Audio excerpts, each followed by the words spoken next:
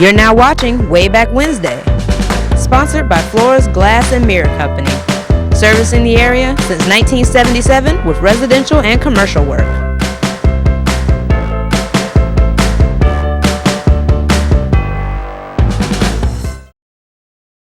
Good evening, friends, and welcome to another episode of Wayback Wednesday. I'm your host, Randy Adcock. So glad you could join us tonight. We got a lot to get to tonight. We didn't get through all our pictures last week of the June German, so we're going to pick up there where we left off last week. And we're going to show you some more pictures of different years of the June German. And I kind of got onto a bit of you might say a wild goose chase, but actually I've started a whole new field of research here, and I'm asking for your help. One of the things that I ran across, if you remember, we've talked about some of the orchestras and bands that have played around Rocky Mount. Certainly the June German every year had a band playing, an orchestra playing. And I've been pleasantly surprised by the number of bands and band leaders that were either from Rocky Mount or were made popular here. Certainly everyone is familiar with Bo Thorpe and Kay Kaiser. We mentioned Henry Williams. And by the way, before I go any further, I just want to give a special shout out to Lou Carson over at Waters Brothers, whose father, of course, was Henry Williams.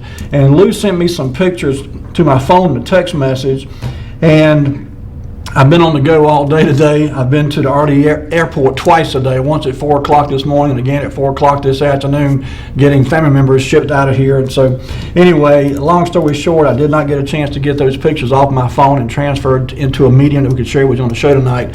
But we will do that, I promise, Lou. For next week's show, we'll have those pictures. There's some really neat pictures of Lou's father and several other people who were in big bands over through the years, back in the 30s and 40s. And so we're going to have those pictures for you next week.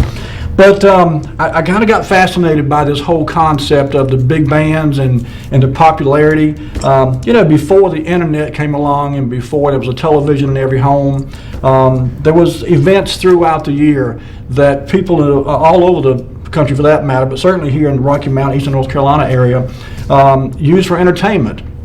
Certainly the June German was a big one, as we discussed last week. It drew tens of thousands of people, and it was just a monstrous event right here in Rocky Mount. And then we had Nashville had the Harvest Parade every year. We had the Gallopade Parade every year. And I mentioned last week, I read a couple of articles that made a reference to the Gallopade being kind of the unofficial kickoff to the June German in certain years. The Gallopade came along usually around the end of May. The June German came the first or second week in June, so they kind of, on the heels of each other. But certainly, and there was some years where we did not have a June German, we had a spring dance, and some years we had a fall dance. And these events always drew big crowds, had live entertainment, and again, it was just a good way for the local people who didn't have access to radio and or television, may not have had financial means to get in a car and drive 50, 100 miles to see a big name act. These events give them an opportunity to see these performers right here in their own city. And so what I'd like to do, and I'm going to start off tonight, finishing up, as I said earlier, with the pictures of June German that we didn't get to last week. But I would like to kind of put out the word. I've been given a few names of bands along the 30s and 40s and 50s even, and certainly many of them played on into the 60s, 70s, and 80s. But the bands like the Bo Thorpe and the Kay Kaiser band and the Henry Williams band, Hal Thurston's another band leader that's name been tossed out. And I heard another one this week that I've did a little bit of digging. I've not been able to find a thing on him, no pictures, no telegram articles or anything. So I'm doing some more digging. But I understand that if I understand correctly, Henry Milgram, some of you know Henry Milgram from over in Battleboro, was actually, I guess, had a band at one time. I don't know how big it was compared to the Bo Thorpe, Kay Kaiser, Henry Williams orchestras that we've talked about, but apparently Henry Milgram had an orchestra. He was a band leader, and I think the stage name was the Count Von Milgram or something along those lines. So if you know anything about any of these bands, if you got any pictures, any stories to tell, we'd love to hear from you, and we'll share those on the show. And again, next week's show, I'm going to get these pictures at Lucy. There's some really neat pictures of her father and some of the members of the orchestra that he played with, and we'll have those in next week's show. So without further ado, I think, Lee, let's jump into the first picture that we didn't get to last week. Here we go. This was in 1964. This is the June German, and in 1964, Terrytown Mall was just getting ready to open, and the leaders of the June German in 1964 went to Bobby Gorham, and Bobby gave them a tour of Terrytown Mall, and they were so impressed with what they saw that the June German was actually held inside Terrytown Mall in 1964. I don't recall ever hearing about it being there again. It may have. I wouldn't bet money one way or the other. But this was a big event. In fact, as you see here, the headline, and this is from 1964, CBS to record June German music. And it says, the article goes on to say, CBS Radio Network will broadcast music from the 84th Annual June German on Tuesday night after the dance. Sammy Bland of radio station WCEC in Rocky Mount will take 30 minutes of the orchestra's for the network to play at 9:05 p.m. June 16th. The taping will be 1 to 1:30 a.m. next Saturday. Oh, I mispronounced the band. Didn't pronounce the name of the band. It was actually Zenter, the Zenter, Z-E-N-T-N-E-R. That's another band I'd not heard of. I don't think they were from Rocky Mount, but Z-E-N-T-N-E-R, Zenter Orchestra. Played and performed for that 1964 event in Terrytown Mall. And it said Zenter is a trombonist with a 15-piece dance orchestra. 2 men and 2 women have joined the orchestra as the 2+2 singers. They will be on June German programs, said William Godwin Jr. of 1413 Eastern Avenue. Goodwin, I'm sorry, I mispronounced his name. Goodwin also arranged party intermission times with Zentner. So, this is one particular band I'd not heard of, but the big thing here was this was such a big event in 1964, being at the brand new Terrytown Mall. CBS Radio came in and recorded a section of the music, and as you can see there, these are the 2+2 singers that performed with the Z Zentner Orchestra there at Terrytown in 1964. There was another special guest that came to the 1964 June German at Terrytown Mall that year. Lee, if you could, let's go to the next picture. And this next picture is actually, it's kind of hard to see, and I apologize, this is not a very good picture. But this shows the Terrytown Center officials giving the Carolina Cotillion Club a preview of the shopping center's enclosed mall.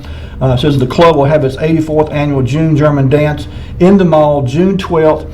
Developer Robert D. Gorham Jr., second from the right. And again, this is a really dark image that came from the paper, Rocky Mount Telegram, and it was not a really good picture. But anyway, it says, so the mall will be completed about June 1st. Clubmen are left to right: William Goodwin Jr., W.T. Winters, President; J. Bennett Jenkins, and Board Chairman Theo Pitt Jr., far right. Terrytown official Wood Gorham are George L. Morgan and Floyd Garlow. And this was picture was taken by Charlie Killebrew. So I'm going to see if I can find the original in the Charlie Killebrew's collection. But again, this was it was a big deal. I mean, obviously the June German itself was a big deal, but to have it inside Terrytown Mall, a brand spanking new mall that had not even opened at the time they went in and did their walkthrough and made a decision to hold the event there. So again, big deal in 1964 June German. The next picture, if you would, Lee, I kind of got a bit ahead of myself there, but this next picture, well, I'm still ahead of myself. I'll try to get back on track here momentarily. This is from 1975, and I think I know what happened. When I said we had a special guest, Charlie Gaddy, and I may not have that picture. I'm sorry, I know what I did. I'm out of sequence, but that's okay because Charlie Gaddy came to the June German, but it was in 1980, not 1964, so I'm ahead of myself, but that's okay. This was 1975, and it was talking about the June German being planned. The Carolina Cotillion Club will celebrate the club's 95th annual June German Ball and Dance on Friday, June the 13th, 1975. The Carolina Cotillion Club's Board of Officers for 1975 is composed of Board Chairman Mr. Edward Turner, with Ms. Margaret Turner, President, Mr. Thurman Carpenter with Miss Elaine Brazel, Vice President, Mr. Fant Long with Miss Betty Long, Secretary and Treasurer, Mr. Fred Jones with Ms. Alberta Jones, The selected marshals for the event are John Worcester III, Alfonso Hicks III, and Kim Keechie. There's a little bit of history here. Goes on to say the club was organized in the 1880s, one of the oldest continuing active clubs of its nature in existence. The two principal functions of the club are the annual June German festivities and the Christmas dance, both requiring formal dress for its members and guests. That's another event that I had neglected to mention earlier when we were talking about the types of events that were carried on throughout the year. There was a Christmas dance almost every year, obviously not on the same scale as the June German, but a lot of times we'll bring in big name bands for those events as well. That was 1975. Okay, all right, Lee, let's go now to the next picture, if you would. And we move forward a little bit here now. This is from 1980. And as you see the headline there, Big Band Sound Sparks German. And this little article here says, last Saturday, the walls of Rocky Mount's R.J. Works warehouse pulsated, not with the shouts of tobacco auctioneers, but with the unique beat of the big band sound. Bo Thorpe and his Generation 2 set over 1,000 pairs of feet tapping at the third annual Spring German. I'm not sure why they refer to it as a third annual. This is in 1980. It's been going on almost 100 years by this point. Not every year consecutively, obviously, but in any case, and you know, there was some periods of time, as I said last week, certainly during the World War I and World War II, during the Korean War, I think, they had a hiatus or a pause and didn't have the June German certain years. There was a time when interest waned, and some local businessmen got together and kind of put some financial backing to Bo Thorpe's band with the hopes of rejuvenating interest in the June German. I don't know that it ever really came to the level of popularity it had been in earlier years, and unfortunately there was, you know, just over time, I think it just kind of waned to a point where there just wasn't a whole lot of interest in it. There's been some talk over the years a couple times about trying to get it going again, and that may happen, I don't know. But in any case, by the time the 80s rolled around, the June German really was kind of on its last breath, if you will. But this was 1980, and this particular June German was held at the R.J. Works Tobacco Warehouse down on South Church Street. Okay, Lee, let's go to the next picture then.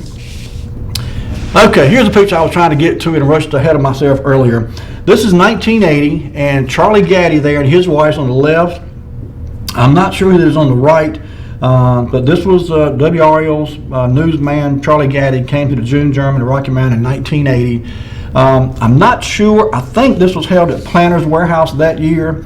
I seem to recall reading a reference to it being at Planter's that particular year. It was there several years, in fact. As we discussed last week, there were different venues for the event. Sometimes it would be held at the same warehouse for 2 or 3 years in a row. Other times, different warehouses would, I guess, host it. But in any case, it was, with the rare exception of the time it was held in Tarrytown Mall in 1964. And we'll get to a picture a little bit later on where it was at one point held actually in the Dunn Center, right out here at Wesleyan College, not too far from the studio where we are right now. But anyway, 1980 was this particular couple of photographs here. As you can see, Bo Thorpe was the orchestra, the entertainment for the night, and then I couldn't find any particular articles that gave a reference to, well, it did say a couple thousand pairs of feet, so I guess it must have been about 1,000 people showed up. Certainly a far cry from the 8,000 to 10,000 that had been attending some of the earlier June Germans in previous years. So, okay. All right, Lou, if we could, let's go to the next picture. And this is just an article. I'll just read this to you. This is from 1990, the Rocky Mount Telegram, and it says, it's going to be party time down south May 12th as Bo Thorpe brings his orchestra to Rocky Mount for the 1990 Spring German. You notice here it's referred to as a Spring German as opposed to the June German. And obviously the date has changed. This is May the 12th. So, by this time, again, the June German had pretty much kind of fizzled out. And but anyway, the article goes on to say, Bo and Generation 2 will feature the big band music during the orchestra's first set, followed by a mix of big band, beach, pop, and rock that should delight every age group on the dance floor. Thorpe returned to Rocky Mount this weekend from appearance in Florida. Thursday night, we played for the Presidential Inner Circle in Washington, D.C. Thorpe said, we got a call. Let's get this call. Hello, caller. You're on the air. Hey, Randy. The couple on the right in that picture of the spring German was Winnie and Alan Brown. Okay, that's exact. I remember that now that you said that. I did see that name. Yeah, and also I think the spring German, because it said the third annual spring German, I believe they had at that time not had the June German for a while, so they decided to have something a little different and call it the spring German, a little more casual, and it lasted maybe 3 years. I don't remember after that, but I know it was a little bit different from the June German. It was indeed. Just the mixture of music tells a lot about how much different it was. Beach, pop, and rock music at a June German would have not gone over very well with the original groups who put on the June German. So you're exactly right. It was quite a bit different. Yes, ma'am. It was a good time, though. Oh, I hate it. And thank you, Randy. Thank you, man. Thanks for calling in. Have a good night. You too. Bye. Bye-bye. Yeah, it's in one sense it's a shame that the June German kind of fizzled out and is not still going today. But priorities change, interests change, enthusiasm changes, and that's just, I guess, progress. But in 1990, they put a lot of planning in this. The article goes on to say, and of course, this is a matter of opinion. Obviously, I'm just reading from the article. It says, and they're quoting Bo Thorpe here. It says, "The spring German is better than the old June German. The warehouse is beautifully decorated. The event will be black tie and just a lot of fun." Thorpe says he continues to enjoy his career as an orchestra leader. "I'm having a time of my life," he said. "A lot of people think my band is the best in the country. We bring a wide variety of music. A lot of young people are getting into it, big band music, that is. This is Bo Thorpe's 13th year as a big band leader. He's booked to play the Rex Classic Gala in Raleigh. Also the National Bank's 20th anniversary celebration in Winchester, Virginia. He recently completed engagements at Callaway Gardens, Georgia for the Georgia Medical Association's dinner and dance. He was at the Washington Sheraton for President Bush and performances at Sawgrass Resort in Point Vedra Beach, Florida. He's a Rocky Mountain native and former owner of a public relations firm." And so, I think bringing in a big name like Bo Thorpe was probably a good idea. It's sadly it didn't pan out into a rejuvenation, if you will, of the June German. But at the same time, I don't know they were trying to do necessarily a rejuvenation as much as just kind of something a little different than the June German. So I'll tell you what, this is a good time for us to take our first commercial break. Lee, bring it back to me if you would. Folks, we've got some more pictures to show you. We're going to talk about some other things here when we come back from the break. If you got any stories you want to share with us about the June German, certainly about any orchestras, I've really gotten interested in these orchestras and these bands, particularly the ones that were from this area. The Bo Thorpe, the Kay Kaiser, the Henry Williams, the Hal Thurston. There's just an awful lot of these types of bands and orchestras that I think really had a big influence on the development of Rocky Mountain social circle, so to speak. So if you've got any stories or any picture, anything you want to share with us, give us a call when we come back from break, and we'll talk about them then. Don't go anywhere. We'll be right back with more Wayback Wednesday.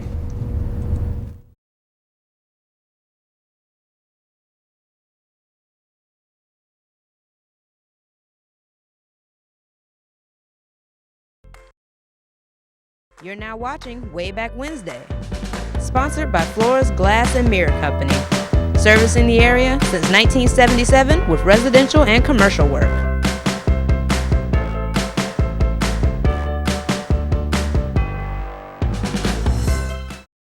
I'm Daniel Moss, owner of Cornerstone Funeral Home, and I'd like to invite you and your family to give our family an opportunity to serve you in your time of need.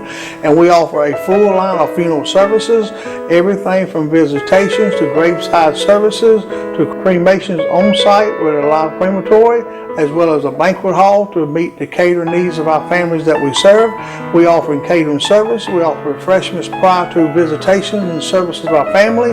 And we want to invite you to come and experience the difference here at Cornerstone Funeral Home.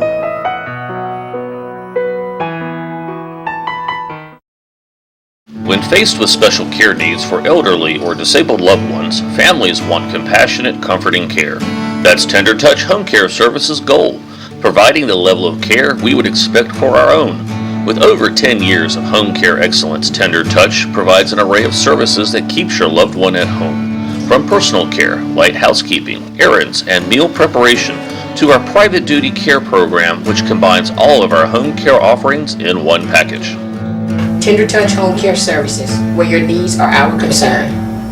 Hello, I'm Gus Tullis with Gus Tullis Insurance, and I'm here to talk to you about the extended open enrollment period for the Affordable Care Act, better known as Obamacare. Enrollment is available to anyone under age 65. Pre-existing conditions will not disqualify you, and I'm here to inform you of the subsidy that can be available to you based on your household income. You may not even be aware of the potential to improve your current subsidy. You need to take action because the benefits are available if you enroll between now and the August 15th deadline.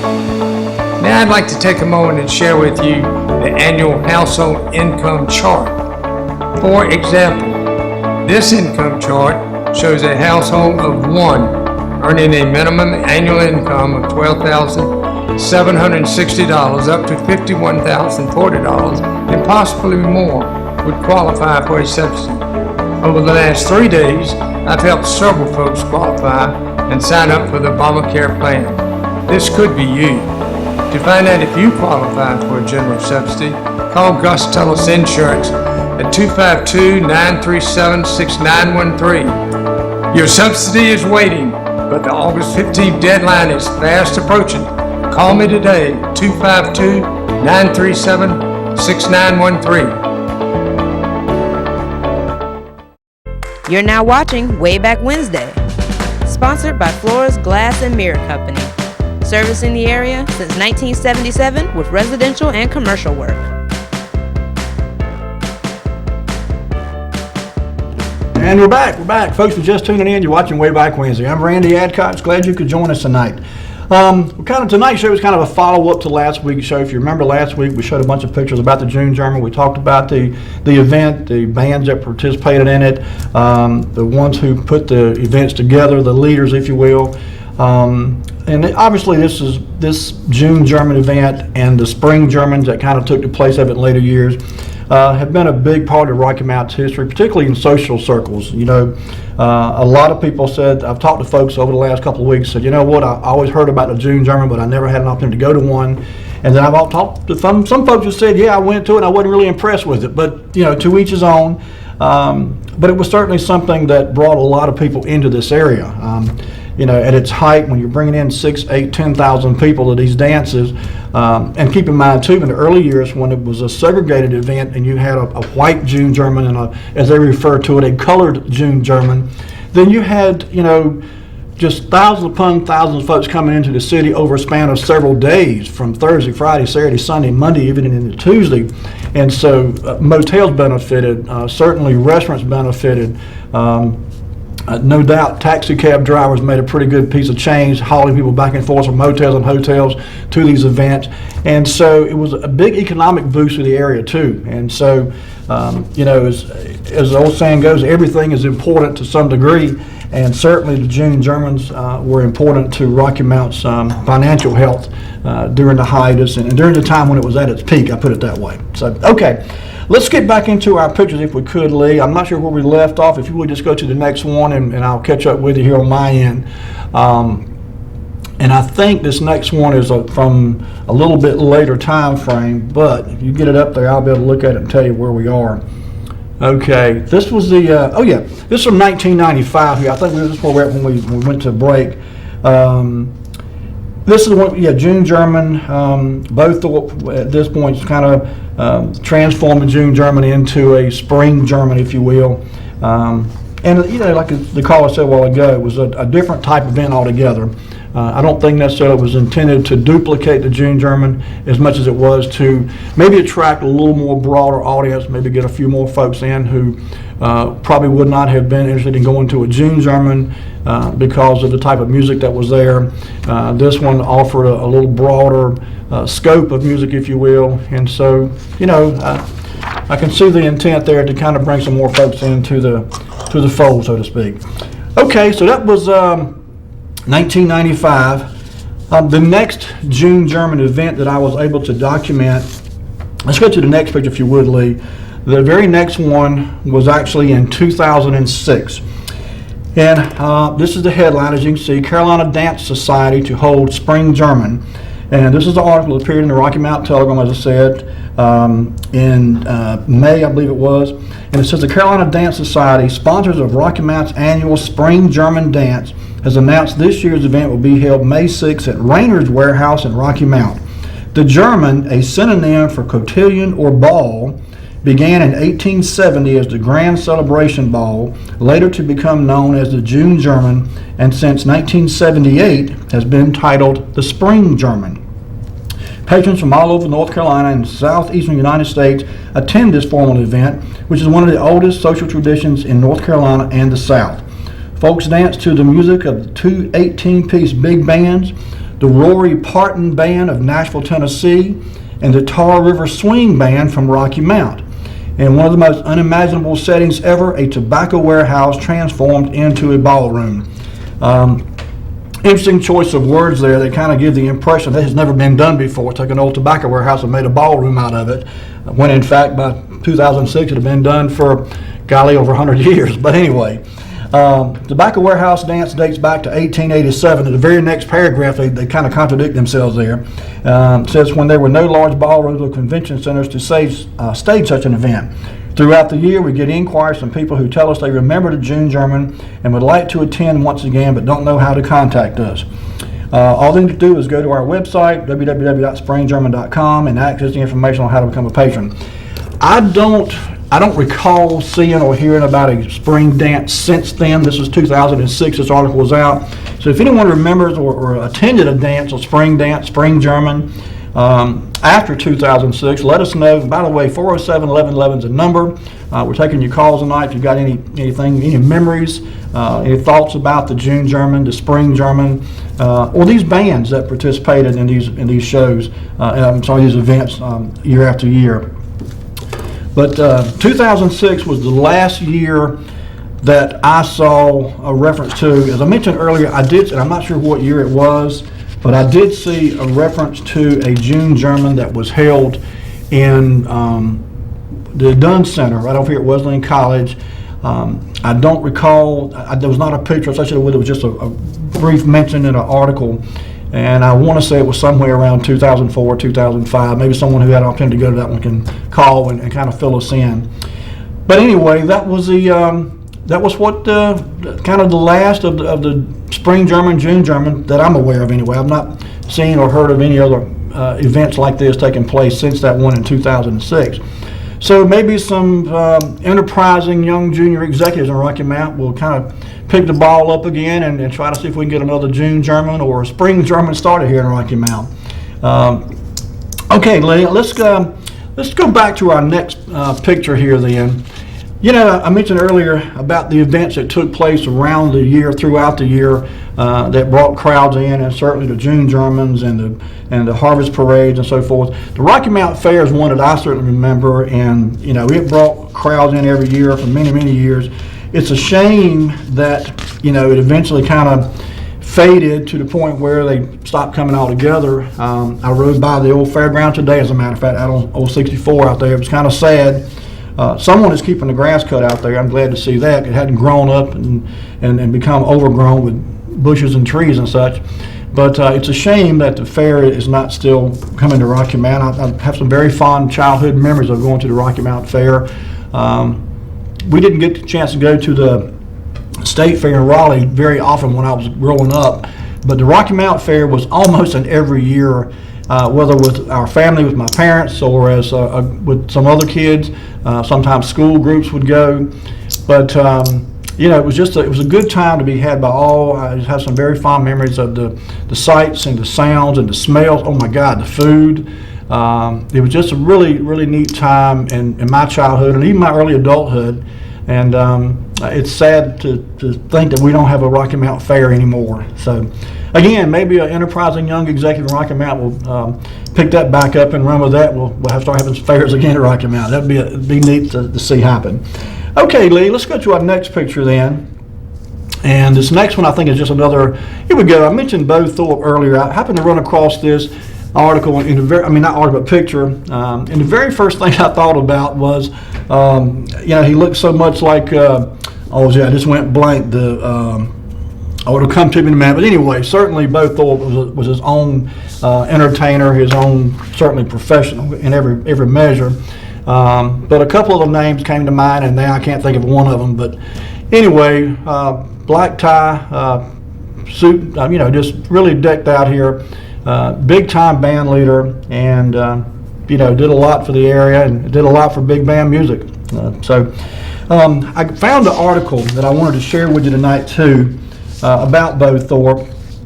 It was kind of interesting to me. I didn't know a whole lot about the man, but after reading this all, I had a little bit of a new appreciation for him.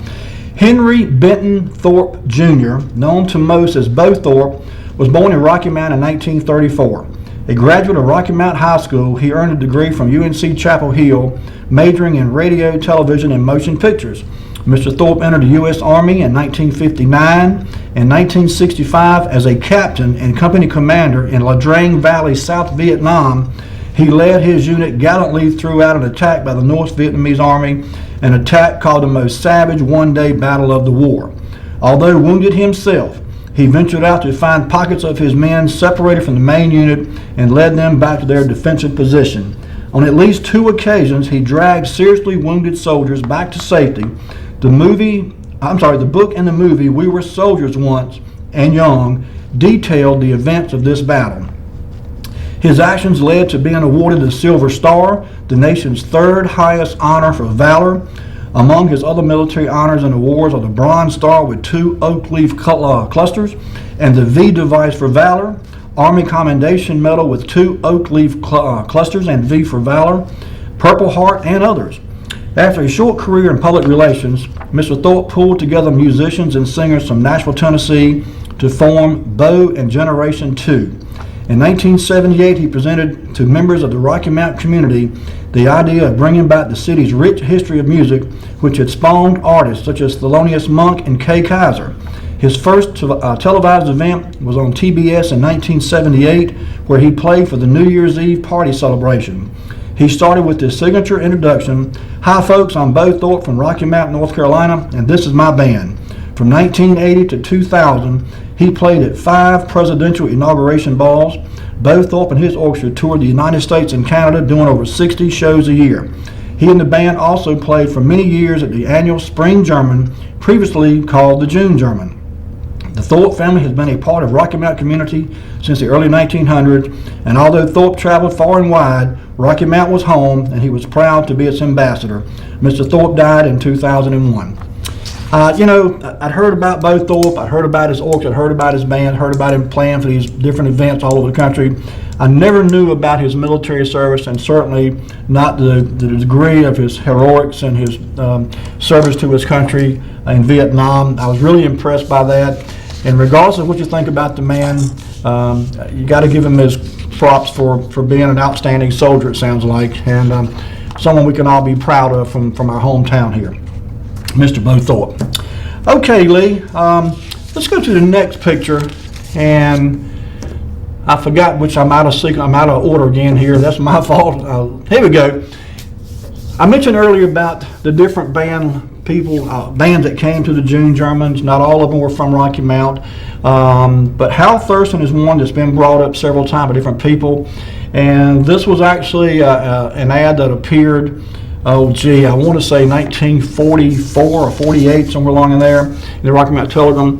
But his band played on historic Albemarle Sound near Plymouth at Albemarle Beach.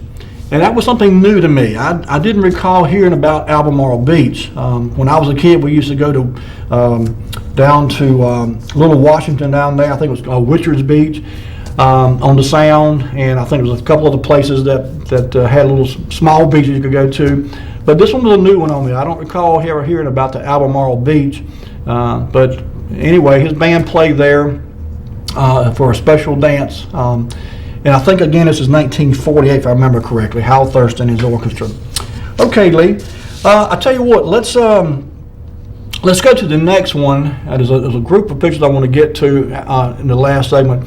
Okay, this is actually, I found this online, And this, I'm going to give credit here. This is the Behringer collection that's now Kip Meadows and his wife, Lisa, have this collection. They've done an outstanding job with those pictures that Bugs Behringer had.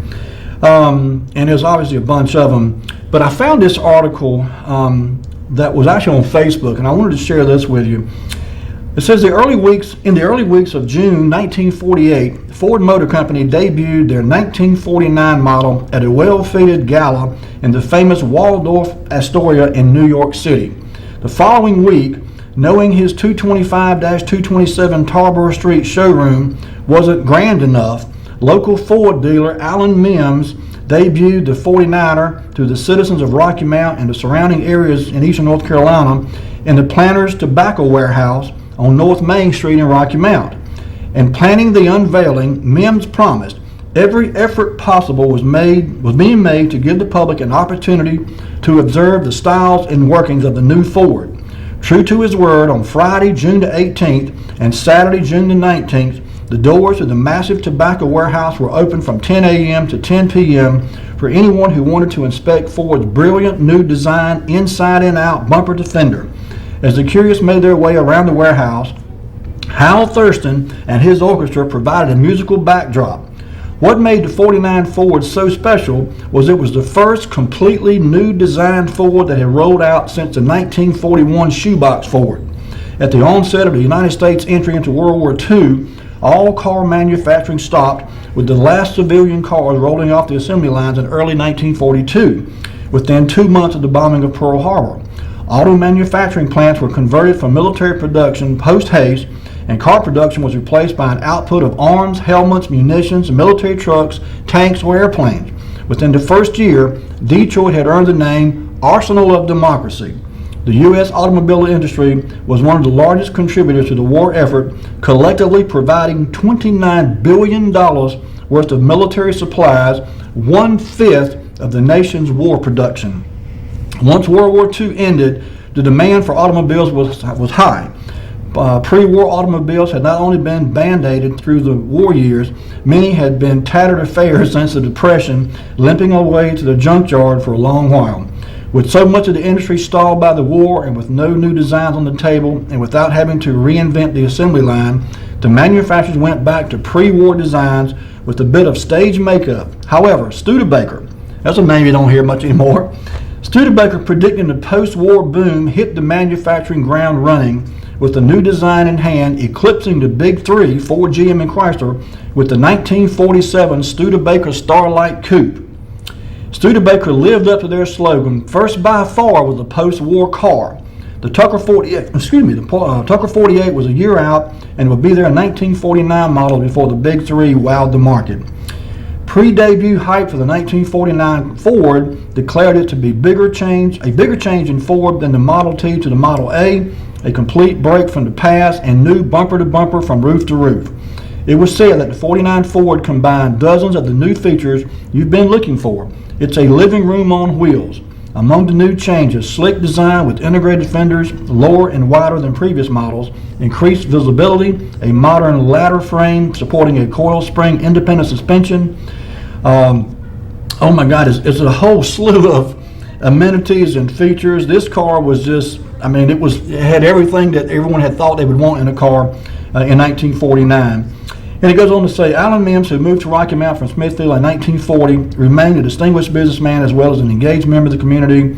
Among his many appointments, he served as the 1949 president of the Rocky Mount Merchant Association, president of the North Carolina Automobile Dealer Association, Chamber of Commerce chairman. He was two-term mayor of Rocky Mount, and he just very distinguished gentleman. But this picture was taken from that 1949 event where he had that, 1948 event where they displayed the 1949 Ford. And again, I've got to give credit here to Lisa and Kip Meadows. This picture was from the Bugs Behringer collection. So kind of hard to tell exactly about the car here in this picture. In fact, I don't see it at all, actually, unless it's behind that picket fence. But that's what this was all about, the debut of the 1949 Ford. Okay, Lee, I tell you what, bring it back to me. Let's take our last commercial break. When we come back, I've got some more pictures to show you that Some of these we've looked at before, but I wanted to bring them back tonight because it kind of ties in with this whole theme of what we've been talking all throughout the night and the last week as well, and that is these events that kind of dovetailed one behind the other throughout the year and gave the local population something to do, somewhere to do it, and didn't take a lot of money for the most part for you to take advantage of it. So when we come back from the break, we'll show you some more pictures and take your calls. Don't go anywhere, folks. We'll be right back. Now watching Wayback Wednesday, sponsored by Flora's Glass and Mirror Company, servicing the area since 1977 with residential and commercial work.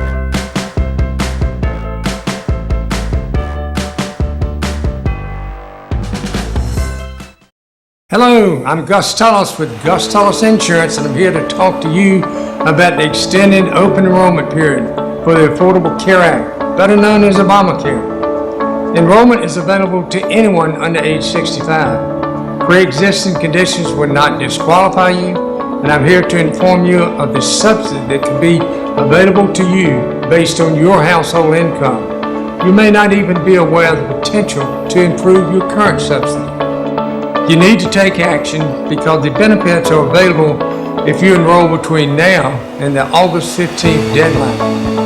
Now I'd like to take a moment and share with you the annual household income chart.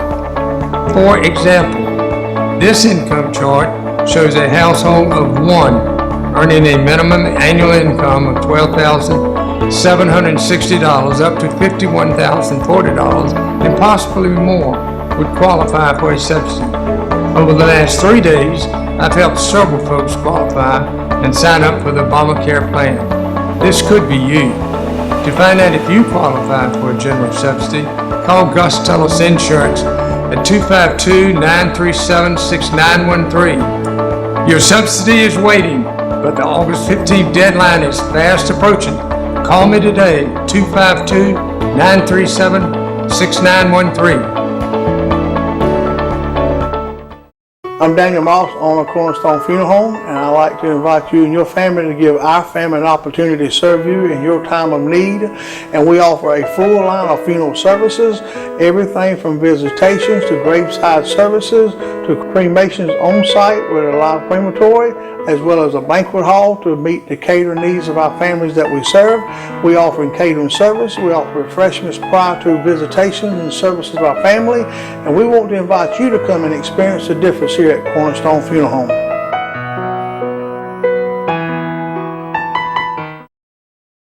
When faced with special care needs for elderly or disabled loved ones, families want compassionate, comforting care. That's Tender Touch Home Care Services' goal, providing the level of care we would expect for our own. With over 10 years of home care excellence, Tender Touch provides an array of services that keeps your loved one at home. From personal care, light housekeeping, errands, and meal preparation, to our private duty care program, which combines all of our home care offerings in one package. Tender Touch Home Care Services, where your needs are our concern. You're now watching Wayback Wednesday, sponsored by Flora's Glass and Mirror Company, servicing the area since 1977 with residential and commercial work.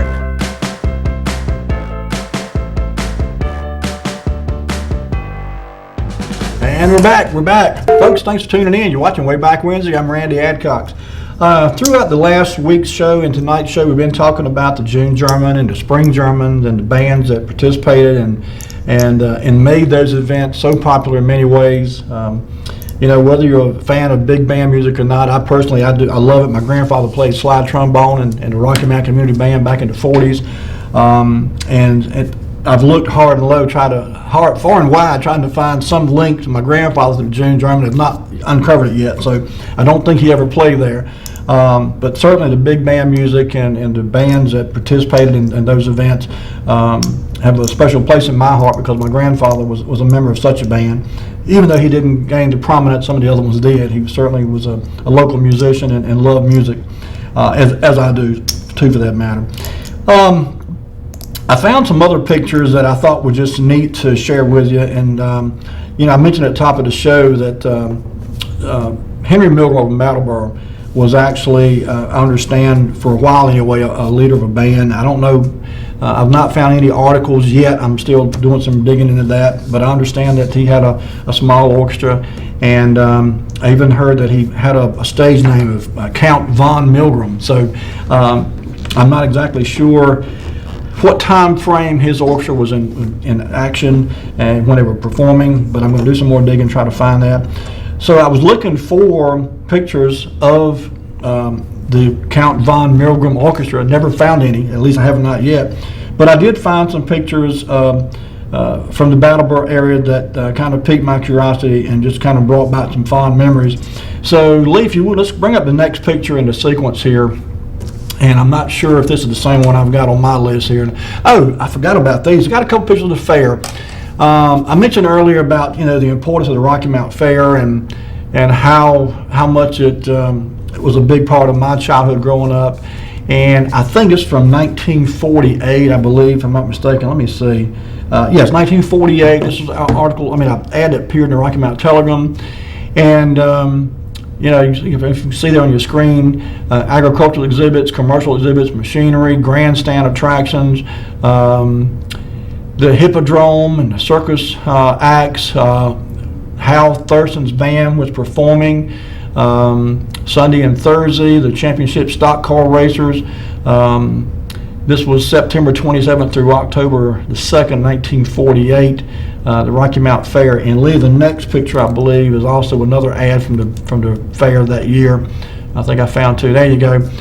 A couple things about this that jumped out at me immediately. You've heard me say on this show before, one of the things that I've been so interested in as I've gone through this research doing this show is the mindset of the people and the things that used to be acceptable to put in print advertising that would just be completely uncalled for and certainly not allowed today.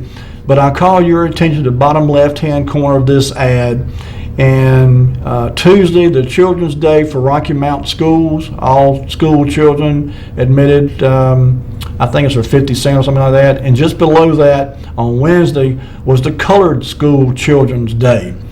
And that just hit me like a ton of bricks. That's the way it was in the 1930s and 40s, and certainly to some extent even into the 50s, where this area, Eastern North Carolina, was still very much segregated, and there was still very much a mindset of whites to be with whites and blacks to be with blacks, and there shouldn't be any mixing. And it says a lot about us as a society that we've gotten past that, thank goodness, and we now can go out and enjoy each other's company. But to see an ad in a newspaper of all places, seen by thousands of people, and at the time, you got to remember, this was a different time, different mindset. I dare say that there was probably no one who got offended. No one was in an uproar. I dare say there was probably no marches, no protests, nothing indicating that there was anything wrong with having an ad, referencing a colored access to an event as opposed to a white access to an event. That's the way it was, and so again, we've moved past that, thank goodness, and we've got a long way to go, admittedly, but we certainly moved past that mindset, and that says a lot about us as a society. I'm glad we've been able to move past that. Okay, Lee, let's go to the next picture then. I mentioned that I'd found the picture, looking for a picture of Mr. Henry Milgram, or Count Von Milgram, and his band. I did not find that. But I found this picture here, and there's a couple things that I wanted to share with you about. I'm going to read this article, not the whole thing, but this is actually from I had it, let me see if I've got a date on this. I think it's I apologize. I want to say it's in the 1950s, but this is Henry Milgram's two sons, brothers, awarded the Eagle rank at a scout event. It says badges denoting Eagle rank were pinned on two Brattleboro youngsters at the annual banquet of the Nash Scout District in the school cafeteria here last Thursday evening. The awards were presented by Brattleboro Scoutmaster Bob Ryerson to William and Brent Milgram, sons of Mr. and Mrs. Henry Milgram, who pinned the badges on their sons. So a couple things. Many of you know Miss Betty Ryerson over in Rocky Mount. I'm almost certain, and don't quote me, I could be wrong, but I'm almost certain that this Bob Ryerson here was Betty's husband. As I recall, hearing from other people from the Brattleboro community, I think Mr. Ryerson was killed in an airplane crash sometime maybe in the 1950s or 60s. But anyway, this was big deal. To have a son to become an Eagle Scout was a big deal, and to have two sons become an Eagle Scout was certainly a big deal. And in little old Brattleboro, it's something to be proud of for the Brattleboro citizens over there. But anyway, I found this, like I said, looking for an article or a picture or something that I could tie into Henry Milgram and the orchestra, and that's the closest thing I could find so far. I'm still looking. All right, Lee, let's go to the next picture then. And this next picture is just a picture of something that I had never heard of before. This was a newspaper that was printed in Brattleboro. This particular edition was from 1880, and it's called the Brattleboro Progress. And Mr. J.W. Portis was actually the editor of the paper. Oh, we got a call. Let's get this call. Hello, caller, you on the air? All right. He was just talking with a couple of little articles in a newspaper, Telegram, apparently of the old Rocky Mountain Fair back in the 1948, late 40s and whatever. Yes, sir. And in those years, and early on than that, the railroad tracks that went out from Rocky Mount towards Tarboro, North Carolina, at the fairgrounds over there on Fairview Road, there was a corridor cut through the woods where somebody at the Atlantic Coast Line Railroad on their passenger trains going to Tarboro and back towards Rocky Mount from Tarboro would stop a train out there where people could get on and off of the train to go to the Rocky Mount Fair. There was a gate there on the Denton Street side. Would have been back behind where Pat's Grill was on Fairview Road. Yeah. In those years, and the train would stop when the fair was in town for people to go and come and get off the train at their discretion to attend the Rocky Mount Fair in those years. Yeah, big deal. It was I loved the fair. I did. I have some vague recollections of going to the fair when it was over there. I had an aunt and uncle who lived on Rosewood Avenue, and so I remember parking at their house and walking with my parents across Rosewood Avenue and over through by what's now Oakwood Shopping Center and going to the fair over there. Many years before that, the Atlantic Coast Line Railroad would make arrangements for people to ride the train and get off the train and on the train and walk through the woods to get down there to the fair. How about that? Oh. All right, buddy. Thanks for sharing here. Have a good night. Okay.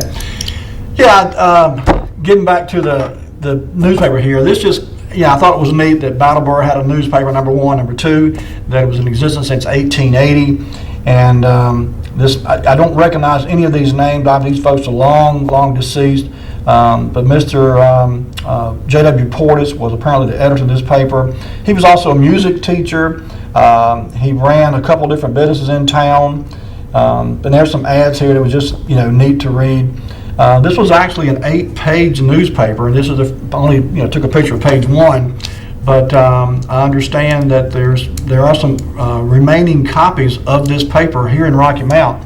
A couple of folks I understand have got copies. If you know anybody who's got a copy of this or the original newspaper, I would love to take a look at it. But anyway, the Brattleboro Progress from 1880 newspaper. Okay, Lee, we only got a few minutes left, and I mentioned at the top of the show I had some pictures that we had seen before, and the Gallopade. This article here talks about the Gallopade, and it's a pretty neat. I'm going to just read just a little bit of this because it's a fairly long article. It says, when the strains of You Are Invited Will Be Delighted, let me start again. With the strains of You Are Invited Will Be Delighted, the Rocky Mountain Gallopaders have started the ball rolling for the 1936 Gallopade, which will be held May 27th, 28th, 29th. Pardon me. It says May 28th will see the big parade. There'll be 40 floats, 15 bands and drum corps, clowns, horseback riders. The afternoon of May 28th will feature band concerts by visiting bands, a baseball game of the Piedmont League. At night, the Gala Carnival street dance will take place. Two well-known orchestras will furnish music for the street dance. It doesn't list them here, but this was in 1936. And the Gallopade, as I said earlier, kind of was a kickoff event for the June German. They were only a few weeks apart, and they were, as you see here, 2 or 3 days worth of festivities that were part of the Gallopade. And Lee, as we close out the segment tonight, let's go ahead and just go through some of these pictures just to refresh folks' mind. This is from 1939 Gallopade Parade, downtown Rocky Mount, North Carolina. As I said, there was several floats. It was a several-day event spread over 2 or 3 days, and it was just a neat time. But long gone by now, of course, but these are some images from the 1939 Gallopade in Rocky Mount. As you can see, the streets were lined with people. It was just a fun time to be out and about in downtown Rocky Mount. A lot of effort was put into this parade, as you can tell. These floats are, by any measure, very elaborate, very detailed. A lot of pride was put in to putting these things on. Certainly the high school marching bands were a big part of the Gallopade Parade. As a kid watching the Christmas parade in downtown Rocky Mount, this was something that always appealed to me, was when the marching bands would come marching through. You see folks hanging out of the second floor windows of some of the downtown businesses down there on Main Street. This was a big deal. I mean, the Gallopade Parade was something that got people excited. Springtime, warm weather, you could wear some short sleeve shirts, and the ladies could put on their dresses and get out and enjoy some warm weather. And as I said, it was kind of a prelude to other festivities, and it was just a good time to be. Remember, here's an old picture here. Well, again, these are all from 1939, but still, you can tell there's Epstein's there. But I hate to see that, and there's People's Bank on the right, of course. I hate that these days are long gone, and we don't have anything like this anymore. But we can look back on these and kind of take solace that we've got some history with this stuff. We've got some we can look back on and see how it was done if we decide we want to start doing these kind of events again. There's a great deal of imagery, pictures, and so forth. And a lot of you remember this stuff. I can't say I remember this. It's well before my time here in 1939. I was not a twinkle in anybody's eye. In fact, my mother was not even born until 1939. So I don't remember anything about the Gallopade parades. But it looked like a lot of fun, and it's a shame that we don't have anything like that now. Folks, that's going to do it for us this week. Thank you so much for watching. I hope you have a great week. Take care of yourselves and be kind to each other, folks. We'll see you next week with more Wayback Wednesday. Good night.